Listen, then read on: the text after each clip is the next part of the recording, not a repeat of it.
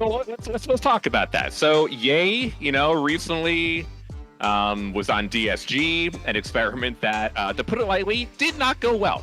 Uh, and then he was on stream. He's been streaming since then. A couple days ago, he said he really just wants to compete, and we both know him. He really does just want to play professionally. And he said on stream that he'd be willing to take the minimum to just get on a tier 1 team and to play again. You hate to hear it. You hate to hear it, by the way. Yeah. As an agent, you hate to hear it. His agent was probably like, why? You do hate to hear it. I can say I have some information on, like this whole situation and from where he is standing. I do not think that he is going to take the minimum to play on a professional team. He may have said that on stream because, as we know, he really just wants to compete. And considering what happened in DSG, he wants, and it definitely hurt his stock. We don't have to bullshit about this. Everything that happened in DSG between their entire loss streak throughout the season, him not playing well, and the other issues that he had between the other members of the team did lower his stock from what was the number 1 free agent, most likely out of 2022 coming in 2023, to definitely a top tier player right now, but not the number 1 free agent in the world from where he was last year. However, his stock hasn't been lowered that much. So although he says he will take the minimum, that is not a realistic scenario. He is still going to command top dollar from the teams that he will sign with. And so I have heard some stuff and some information about him.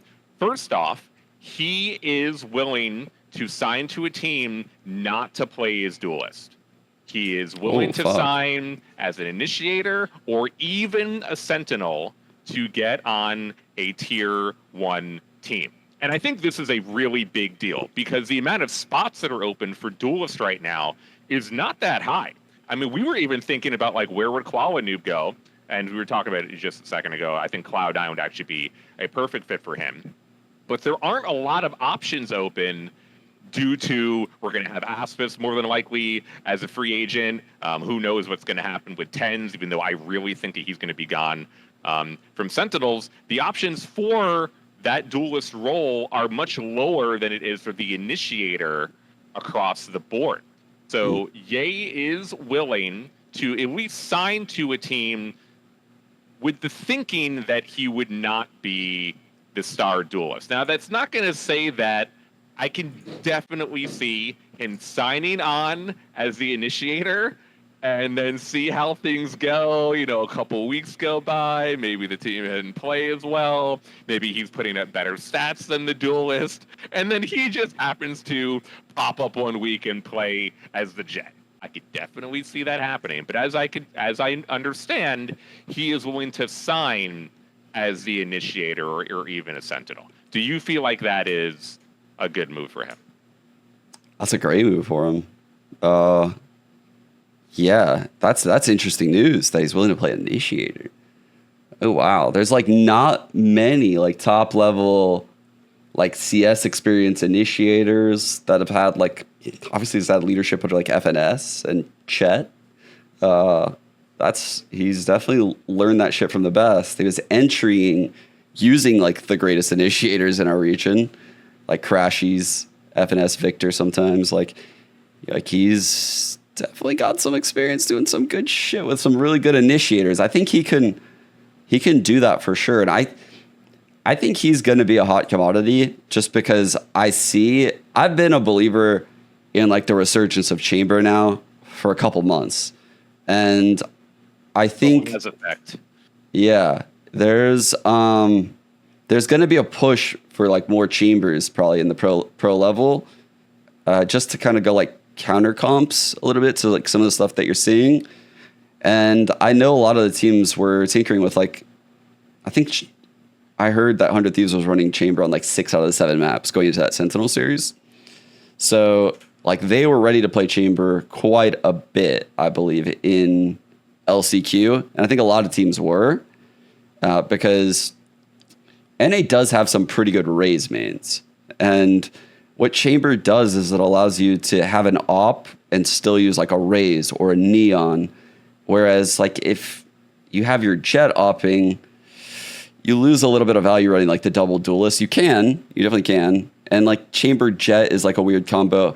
Ye would give you the flexibility to run like a Chamber or a Jet if you wanted to play either one, be an opper there, or he could do like the Demon 1 style on Fracture and play like Brimmy, which he seems like he's okay with, right? That really opens up his use case a lot as a player. Hearing him say that, damn, that's kind of crazy, actually. I think with that info, I feel like he should definitely be on a team next year. It definitely is going to open up his options. If we were just looking at the prism of him being a duelist, to me, the most obvious choice is Sentinels. As I mentioned already a couple times so far as we've been talking, I really think that TenZ is not going to be, when we come into next year, 2024, TenZ is not going to be on the starting roster.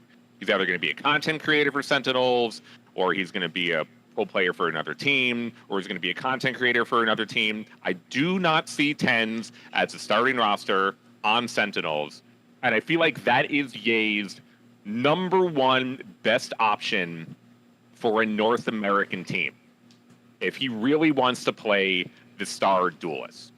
And then other than that, this is why playing Initiator and Sentinel, and I think Chamber definitely, and we could actually speak about maybe how much did the Chamber meta inflate his value? Did the Chamber meta inflate a lot of Opper's values across the board?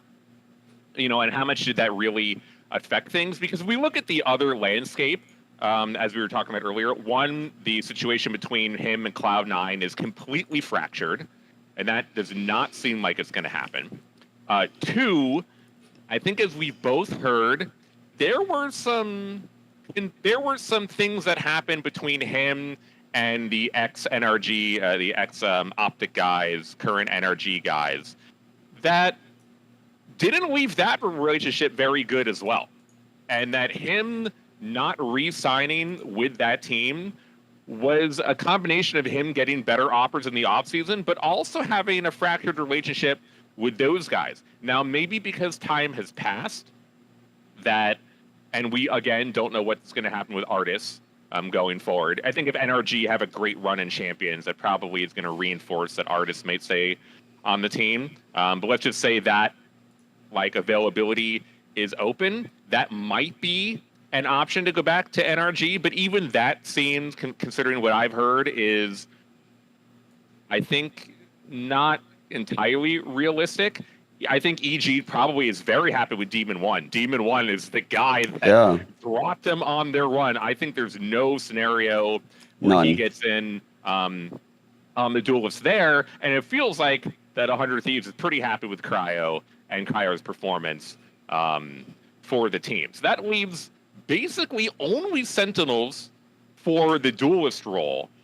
But then there could be some other options, including on 100 Thieves, if he would be willing to go into an Initiator or even the Sentinel option. So for me, right now, I think that Sentinels for the duelist, NRG possibly, but actually like kind of low now. And then 100 Thieves after Sentinels if he is going to be willing to sign as the Initiator.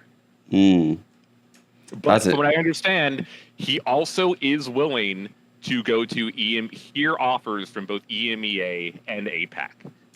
Damn. He is willing to hear offers from both EMEA and APAC, and he would, for the right situation, be willing to go to those other regions to play for a tier 1 team. Yeah, it's interesting when you put it that way, like you list out all the teams. Because, yeah, he definitely isn't getting on the EG. I guess there's like an off chance, like very minimal, that the guard would be willing to bring him in some kind of capacity. But I feel like they shouldn't fuck with their roster. Like, I honestly feel that way. I don't feel like the guard should change their roster. So I'm going to take them out. obviously, like you said, EG with Demon 1, like, they should not make that change. Again, don't do it. And then you're left with, like, all these orgs that are, like, you can't join Cloud9 again. So what does that leave? 100 Thieves, Sentinels, and NRG? Like you said, maybe, like, the initiator thing on 100 Thieves. Maybe they make it work with Cryo and Ye somehow. I mean, Ye did get coached under Mike in Envy, and they have a pretty good relationship. I know Mike loves his star players. Yeah, like, I definitely think it's possible. The Sentinels thing definitely seems most likely, and I don't know if NRG would bring him back. I don't know. I don't know, like, I don't know how, like, time heals everything, right? Like, and obviously I feel like there must have been some kind of weirdness between them to not all stick together, right? But there definitely was some relationship fracturing between the players on NRG and Ye. That definitely did happen. So it sucks because I feel like he deserves a spot in a North American team in franchising, but, like, we're going through all the teams and it's rough. It's rough. And that there's not a lot of wiggle room in these teams to insert him in because of all the shit that's transpired.